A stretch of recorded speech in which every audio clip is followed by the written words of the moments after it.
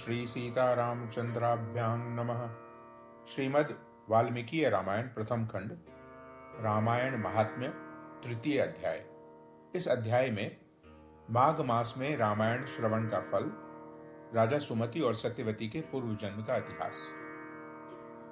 सनत कुमार उवाच अहो विप्र इदं प्रोक्त मितिहासं च नारद रामायणस्य महात्म्यं त्वं पुनर्वद विस्तारत। सनत कुमार ने कहा, ब्रह्मर्षि नारद जी, आपने यह अद्भुत इतिहास सुनाया है, अब रामायण के महात्म्य का पुनः विस्तार पूर्वक वर्णन कीजिए। अन्य मासस्य महात्म्यं कथयस्व प्रसादतः कस्य नो जायते तुष्टिर्मुने त्वद्वच्चनामृतः। आपने कार्तिक मास में रामायण के श्रवण की महिमा बताई, अब आप कृपा पूर्वक दूसरे मास का महात्म्य बताइए। मुने, आपके वचनामृत से किसको संतोष नहीं होगा। नारद उवाच सर्वे यूयं महाभागा कृतार्था नात्र संशयः यतः प्रभावं रामस्य भक्तितः श्रोतुमुद्यता।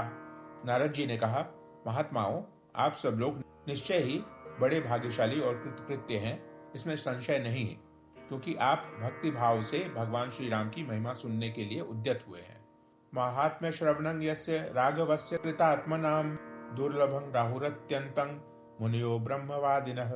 ब्रह्मवादी मुनियों ने भगवान श्री राम के महात्म्य का श्रवण पुण्यात्मा पुरुषों के लिए परम दुर्लभ बताया है। शृणुध्व मृषैश्चित्र मितिहासं पुरातनम सर्व पाप प्रशमनम सर्वरोग विनाशनम। महर्षियों, अब आप लोग एक विचित्र पुरातन इतिहास सुनिए, जो समस्त पापों का निवारण और संपूर्ण रोगों का विनाश करने वाला है। आसीत पुरा द्वापरे च सुमतिर्नाम भूपतिः सोमवंशोद्भवः श्रीमान सप्तद्वीपैक नायकः। पूर्व काल की बात है, द्वापर में सुमति नाम से प्रसिद्ध एक राजा हो गए हैं। उनका जन्म चंद्रवंश में हुआ था। वे श्री संपन्न और सातों द्वीपों के एकमात्र सम्राट थे। धर्मात्मा सत्य संपन्न सर्व संपद्वि भूषितः सदा राम कथा सेवी राम पूजा परायणः। उनका मन सदा धर्म में ही लगा रहता था। वे सत्यवादी तथा सब प्रकार की संपत्तियों से सुशोभित थे। सदा श्री राम कथा के सेवन और श्री राम की ही समाराधना में संलग्न रहते थे। राम पूजा पराणांच शुश्रूषुरन हंकृतिः पूज्येषु पूजा निरतः समदर्शी गुणान्वितः। श्री राम की पूजा अर्चा में लगे रहने वाले भक्तों की सदा सेवा करते थे। उनमें अहंकार का नाम भी नहीं था। वे पूज्य पुरुषों के पूजन में तत्पर रहने वाले समदर्शी तथा सद्गुण संपन्न थे। सर्वभूत हितः शांतः कृतज्ञः कीर्तिमान नृपः तस्य भार्या महाभागा सर्वलक्षण संयुता। राजा सुमति समस्त प्राणियों के हितैषी, शांत, कृतज्ञ और यशस्वी थे। उनकी परम सौभाग्यशालिनी पत्नी भी समस्त शुभ लक्षणों से सुशोभित थी। पतिव्रता पति प्राणा नामना सत्यवती श्रुता तावुभौ दंपति नित्यं रामायण परायणो। उसका नाम सत्यवती था। वह पतिव्रता थी, पति में ही उसके प्राण बसते थे। वे दोनों पति पत्नी सदा रामायण के ही पढ़ने और सुनने में संलग्न रहते थे। अन्नदान रतो नित्यं जलदान परायणो तड़ागारां वाप्यादीन संख्यातान वितेनतुः। सदा अन्न का दान करते और प्रतिदिन जलदान में प्रवृत्त रहते थे। उन्होंने असंख्य पोखरों, बगीचों और बावड़ियों का निर्माण कराया था। सोपि राजा महाभागो रामायण परायणः वाचयेत् शृणुयाद् वापि भक्ति भावेन भावितः। महाभाग राजा सुमति भी सदा रामायण के ही अनुशीलन में लगे रहते थे। वे भक्ति भाव से भावित हो रामायण को ही वांचते अथवा सुनते थे। एवं राम परं नित्यं राजानं धर्म कोविदं तस्य प्रियांग सत्यवतीं देवा अभिसदास्तुवन्। इस प्रकार वे धर्मज्ञ नरेश सदा श्री राम की आराधना में ही तत्पर रहते थे। उनकी प्यारी पत्नी सत्यवती भी ऐसी ही थी। देवता भी उन दोनों दंपति की सदा भूरी भूरी प्रशंसा करते थे। विश्रुतो त्रिषु लोकेषु दंपति तो हि धार्मिको आययो बहुभिः शिष्यैर् द्रष्टुकामो विभाण्डकः। एक दिन उस त्रिभुवन विख्यात धर्मात्मा राजा रानी को देखने के लिए विभाण्डक मुनि अपने बहुत से शिष्यों के साथ वहां आए। विभाण्डकं मुनिं दृष्टा सुखमाप्तो जनेश्वरः प्रत्युदयो सपत्नीकः पूजाभिर्बहुविस्तरम्। मुनिवर विभाण्डक को आया देख राजा सुमति को बड़ा सुख मिला। वे पूजा की विस्तृत सामग्री साथ ले पत्नी सहित उनकी आगवानी के लिए गए। कृतातीत क्रियं शांतं कृतासन परिग्रहं निजासन गतो भूपः प्रांचलेर मुनिम ब्रवीत। जब मुनि का अतिथि सत्कार संपन्न हो गया और वे शांत भाव से आसन पर विराजमान हो गए, उस समय अपने आसन पर बैठे हुए भूपाल ने मुनि से हाथ जोड़कर कहा, राजोवाच भगवन कृत कृत्योद्य त्वदभ्यागमनेन भो सतामागमनं सन्तः प्रशंसन्ति सुखावहम। राजा बोले, भगवान आज आपके शुभागमन से मैं कृतार्थ हो गया, क्योंकि श्रेष्ठ पुरुष संतों के आगमन को सुखदायक बताकर उसकी प्रशंसा करते हैं। यत्र स्यान् महतांग प्रेम तत्र स्युः सर्व संपदः तेज कीर्तिर्धनं पुत्र इति प्राहुर्विपश्चितः। जहाँ महापुरुषों का प्रेम होता है, वहाँ सारी संपत्तियां अपने आप उपस्थित हो जाती हैं। वहाँ तेज, कीर्ति, धन और पुत्र सभी वस्तुएं उपलब्ध होती हैं, ऐसा विद्वान पुरुषों का कथन है। तत्र बुद्धि गमिष्यन्ति श्रेयांस नुदिनं मुने यत्र संतः प्रकुर्वन्ति महतिं करुणां प्रभो मुने। प्रभो, जहाँ संत महात्मा बड़ी भारी कृपा करते हैं, वहाँ प्रतिदिन कल्याणमय साधनों की वृद्धि होती है। यो मूर्धनि धारयेद ब्रह्मण विप्रपादत तलोदकम सस्त्रातो सर्वतीर्थेषु पुण्यवान नात्र संशयः। ब्राह्मण जो अपने मस्तक पर ब्राह्मणों का चरणोदक धारण करता है, उस पुण्यात्मा पुरुष ने सब तीर्थों में स्नान कर लिया, इसमें कोई संशय नहीं। मम पुत्राश्च दाराश्च संपदश्च समर्पिता समाज्ञापय शांतात्मन वयंकी करवाणि ते। शांत स्वरूप महर्षि, मेरे पुत्र, पत्नी तथा सारी संपत्ति आपके चरणों में समर्पित है। आज्ञा दीजिए, हम आपकी क्या सेवा करें। इत्थं वदन्तं भूपं तं स निरीक्ष्य मुनीश्वरः स्पृशन् करेण राजानं प्रत्युवाचातिहर्षितः। ऐसी बातें कहते हुए राजा सुमति की ओर देखकर मुनीश्वर विभांडक बड़े प्रसन्न हुए और उन्होंने अपने हाथ से राजा का स्पर्श करते हुए कहा, ऋषिरुवाच राजन यदुकं भवता तत्सर्वं त्वत्कुलोचितं वनयावनता सर्वे परम श्रेयो भजन्ति ही। ऋषि बोले, राजन, तुमने जो कुछ कहा है वह सब तुम्हारे कुल के अनुरूप है। जो इस प्रकार विनय से झुक जाते हैं, वे सब लोग परम कल्याण के भागी होते हैं। प्रीतोस्मि तव भूपाल सन्मार्ग परिवर्तिनः स्वस्ति तेस्तु महाभाग यत्पृच्छामि तदुच्यताम्। भूपाल, तुम सन्मार्ग पर चलने वाले हो, मैं तुम पर बहुत ही प्रसन्न हूँ। महाभाग, तुम्हारा कल्याण हो, मैं तुमसे जो पूछता हूँ उसे बताओ।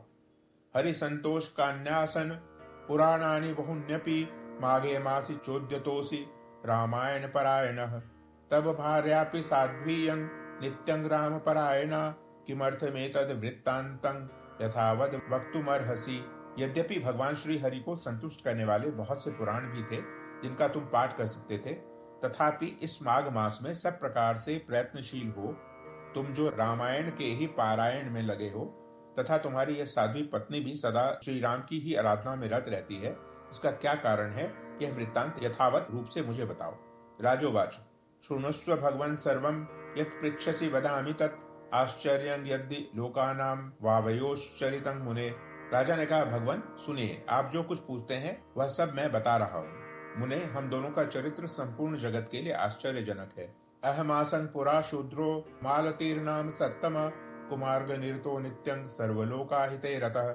साधु शिरोमणे, पूर्व जन्म में मैं मालती नाम का शूद्र था, सदा कुमार्ग पर ही चलता था और सब लोगों के हित साधन में ही संलग्न रहता था। विष्णु धर्म विद्वेषी देव द्रव्यापहारकः महापातकी संसर्गी देव द्रव्योपजीवकः। दूसरों की चुगली खाने वाला, धर्मद्रोही, देवता संबंधी द्रव्य का अपहरण करने वाला तथा महापातकियों के संसर्ग में रहने वाला था। मैं देव संपत्ति से ही जीविका चलाता था। भोगनश्च ब्रह्मा चौरो नित्यं प्राणिवधे रतः नित्यं निष्ठुर वक्ता च पापी वेश्यापरायणः। गोहत्या, ब्राह्मण हत्या और चोरी करना यही अपना धंधा था। मैं सदा दूसरे प्राणियों की हिंसा में ही लगा रहता था। प्रतिदिन दूसरों से कठोर बातें बोलता, पाप करता और वेश्याओं में आसक्त रहता था। किंचित काले सितो योवमनाद्वित्य महद्वचः सर्वबंधु परित्यक्तो दुखी वनमुपागमम्। इस प्रकार कुछ काल तक घर में रहा, फिर बड़े लोगों की आज्ञा का उल्लंघन करने के कारण मेरे सभी भाई बंधुओं ने मुझे त्याग दिया और मैं दुखी होकर वन में चला आया। मृग मांसा शनं नित्यं तथा मार्ग विरोध कृत एकाकी दुख बहुलो निवसं निर्जने वने। वहां प्रतिदिन मृगों का मांस खाकर रहता था और कटी आदि बिछाकर लोगों के आने जाने का मार्ग अवरुद्ध कर देता था।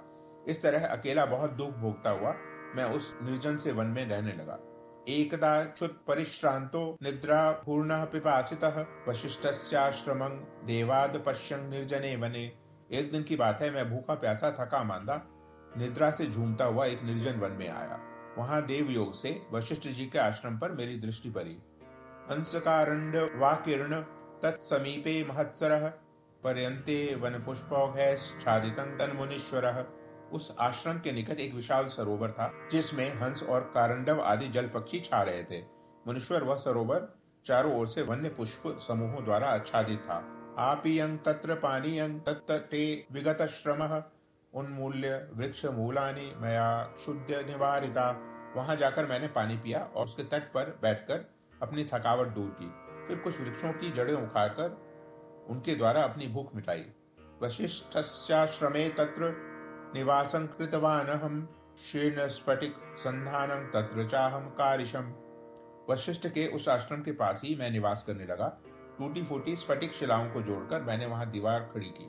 पर्णैश्च तृणैश्च काष्ठैश्च गृहं सम्यक् प्रकल्पितं तत्राहं व्याध सत्वस्थो हत्वा बहुविधान् मृगान् आजीविकां कुर्वाणो वत्सराणां विंशतिम्। फिर पत्तों, तिनकों और कोष्ठों द्वारा एक सुंदर घर बना लिया। उसी घर में रहकर मैं व्याधों की वृत्ति का आश्रय ले नाना प्रकार के मृगों को मारकर उनके द्वारा 20 वर्षों तक अपनी जीविका चलाता रहा। अथेयमागता साध्वी विंध्य देश समुद्भवा निषाद कुल संभूता नामना कालेति विष्णुता बंधुवर्ग परित्यक्ता दुखिता जीर्ण विग्रहा। तदंतर मेरी ये साध्वी पत्नी वहां मेरे पास आई। पूर्व जन्म में इसका नाम काली था। काली निषाद कुल की कन्या थी और विंध्य प्रदेश में उत्पन्न हुई थी। उसके भाई बंधुओं ने उसे त्याग दिया था। वह दुख से पीड़ित थी। उसका शरीर वृद्ध हो चला था। ब्रह्मण क्षुद परिश्रांता सोचंती भौक्तिकीं क्रियाम देवी योगात समायाता भ्रमंती विजने वने। ब्राह्मण, वह भूख प्यास से शिथिल हो गई थी और इस सोच में पड़ी थी कि भोजन का कार्य कैसे होगा। देव योग से घूमती घामती वह उस निर्जन वन में पहुंची जिसमें मैं रहता था। मासे ग्रीष्मे च तापार्ता यंतस्ताप प्रपीडिता इमां दुःखवतीं दृष्ट्वा जाता में विपुला घृणा। गर्मी का महीना था, बाहर इसे धूप सता रही थी और भीतर मानसिक संताप अत्यंत पीड़ा दे रहा था। इस दुखनी नारी को देखकर मेरे मन बड़ी दया आई। मया दत्तं जलं चास्ये मांसं वनफलं तथा गतश्रमा तु सा पृष्ठा मया ब्रह्मण यथा तथम। मैंने इसे पीने के लिए जल तथा खाने के लिए मांस और जंगली फल दिए। ब्राह्मण, काली जब विश्राम कर चुकी तब मैंने उससे उसका यथावत वृतांत पूछा। न्यवेदय स्वकर्माणि तानि शृणु महामुने इयं काली तु नाम्ना वै निषाद कुल संभवा। महामुने, मेरे पूछने पर उसने जो अपने जन्म कर्म निवेदन किए थे उन्हें मैं बताता हूँ। सुनिए, उसका नाम काली था और वह निषाद कुल की कन्या थी। दाम्भिकस्य सुता विद्वन् न्यवसद विंध्य पर्वते परस्वहारिणी नित्यं सदा पैशून्यवादिनी। विद्वन, उसके पिता का नाम दाम्भिक या दाविक था। वह उसी की पुत्री थी और विंध्य पर्वत पर निवास करती थी। सदा दूसरों का धन चुराना और चुगली खाना ही उसका काम था। बंधुवर्ग परित्यक्ता यतो हतवती पतिम कांतारे विजने ब्रह्मण मत्समीमुपागता। एक दिन उसने अपने पति की हत्या कर डाली, इसलिए भाई बंधुओं ने उसे घर से निकाल दिया। ब्राह्मण, इस तरह परित्यक्ता काली उस दुर्गम एवं निर्जन वन में मेरे पास आई थी। इत्येवं स्वकृतं कर्म सर्वं मह्यं न्यवेदयत् वशिष्ठस्याश्रमे पुण्ये अहं चेयं च वै मुने दंपति भावमाश्रित्यं स्थितौ मां शासिनो तदा। उसने अपनी सारी करतूतें मुझे इसी रूप में बताई थी। मुने, तब वशिष्ठ जी के उस पवित्र आश्रम के निकट मैं और काली दोनों पति पत्नी का संबंध स्वीकार करके रहने लगे और मांसाहार से ही जीवन निर्वाह करने लगे। उद्यमार्थे गतो चैव वशिष्ठस्याश्रमं तदा दृष्ट्वा चैव समाजं च देवर्णीनां च सत्तम रामायण परा विप्रा माघे दृष्टा दिने दिने। एक दिन हम दोनों जीविका के निमित्त कुछ उद्यम करने के लिए वहां वशिष्ठ जी के आश्रम पर गए। महात्मन, वहां देवर्षियों का समाज जुटा हुआ था। वही देखकर हम लोग उधर गए थे। वहां माघ मास में प्रतिदिन ब्राह्मण लोग रामायण का पाठ करते दिखाई देते थे। निराहारो च विक्रांतो क्षुत् पिपासा प्रपीडितो अनिच्छया गतो तत्र वशिष्ठस्याश्रमं प्रति रामायण कथा श्रोतिं नवाय चैव भक्तितः तत्काल एव पंचत्व मावयोर्भवन मुने। उस समय हम लोग निराहार थे और पुरुषार्थ करने में समर्थ होकर भी भूख प्यास से कष्ट पा रहे थे। अतः बिना इच्छा से ही वशिष्ठ जी के आश्रम पर चले गए थे। फिर लगातार 9 दिनों तक भक्तिपूर्वक रामायण की कथा सुनने के लिए हम दोनों वहां जाते रहे। मुने उसी समय हम दोनों की मृत्यु हो गई। कर्मणा तेन तुष्टात्मा भगवान मधुसूदन स्वदूतान प्रेषयामास मदाहरण कारणात्। हमारे उस कर्म से भगवान मधुसूदन का मन प्रसन्न हो गया था, अतः उन्होंने हमें ले जाने के लिए दूत भेजे। आरोप्य वांग विमाने तो जगमुस्ते च परं पदम आवांग समीप मापन्नो देवदेवस्य चक्रिणः। वे दूत हम दोनों को विमान में बिठाकर भगवान के परम पद उत्तम धाम में ले गए। हम दोनों देवाधिदेव चक्रपाणि के निकट जा पहुंचे। भुक्तवंतो महाभोगान यावत् कालं शृणुस्व मे युगकोटि सहस्राणि युगकोटि शतानि च उषित्वा राम भवने ब्रह्मलोकमुपागतो तावत् कालं च तत्रापि सित्वेन्द्र पदमागतो। वहां हमने जितने समय तक बड़े बड़े भोग भोगे थे वह बता रहे हैं। सुनिए, कोटि सहस्त्र और कोटि शत युगों तक श्री राम धाम में निवास कर हम लोग ब्रह्मलोक में आए। वहां भी उतने ही समय तक रहकर हम इंद्रलोक में आ गए। तत्रापि तावत् कालं च भुक्त्वा भोगान् अनुत्तमान् ततः पृथ्वी वयं प्राप्ता क्रमेण मुनि सत्तम। मुनि श्रेष्ठ, इंद्रलोक में भी उतने ही काल तक परम उत्तम भोग भोगने के पश्चात हम क्रमशः इस पृथ्वी पर आए हैं। अन्नापि संपद तुला रामायण प्रसादतः अनिच्छया कृतेनापि प्राप्तमेवं विधम मुने। यहाँ भी रामायण के प्रसाद से हमें अतुल संपत्ति प्राप्त हुई है। मुने, अनिच्छा से रामायण का श्रवण करने पर भी हमें ऐसा फल प्राप्त हुआ। नवाया किल श्रोतव्यं रामायण कथामृतम भक्ति भावेन धर्मात्म जन्म मृत्यु जरापहम। धर्मात्मन, यदि 9 दिनों तक भक्ति भाव से रामायण की अमृत कथा सुनी जाए तो वह जन्म जरा और मृत्यु का नाश करने वाली होती है। अवशेनापि यत्कर्म कृतं तु समूहत् फलम ददाति शृणु विप्रेंद्र रामायण प्रसादतः। विप्रवर, सुनिए, विवश होकर भी जो कर्म किया जाता है वह रामायण के प्रसाद से परम महान फल प्रदान करता है। नारद उवाच एतत् सर्वं निशम्यासो विभाण्डको मुनीश्वरः अभिनंद्य महीपालं प्रययो स्वत्तपोवनम।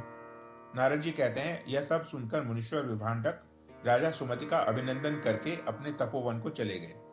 तस्मात् शृणुध्वं विप्रेन्द्रा देवदेवस्य चक्रिणः रामायण कथा चैव कामधेनुपमा स्मृता। विप्रवरों, अतः आप लोग देवादिदेव चक्रपाणि भगवान श्री हरि की कथा सुनिए। रामायण कथा कामधेनु के समान अभिष्ट फल देने वाली बताई गई है। माघे मासे सिते पक्षे रामायणं प्रयत्नतः नवाया किल श्रोतव्यं सर्वधर्म फलप्रदम। माघ मास के शुक्ल पक्ष में प्रयत्न पूर्वक रामायण की नवा कथा सुननी चाहिए।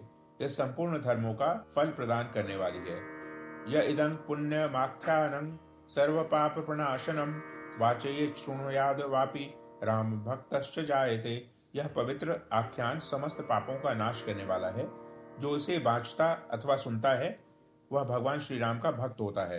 इति श्री स्कंद पुराणे उत्तरखंडे नारद सनत कुमार संवादे रामायण महात्म्ये माघ फलानुकीर्तनम नाम तृतीयोऽध्यायः। इस प्रकार श्री स्कंद पुराण के उत्तरखंड में नारद सनत कुमार संवाद के अंतर्गत रामायण महात्म्य के प्रसंग में माघ मास में रामायण कथा श्रवण के फल का वर्णन नाम का तीसरा अध्याय पूरा हुआ। ओम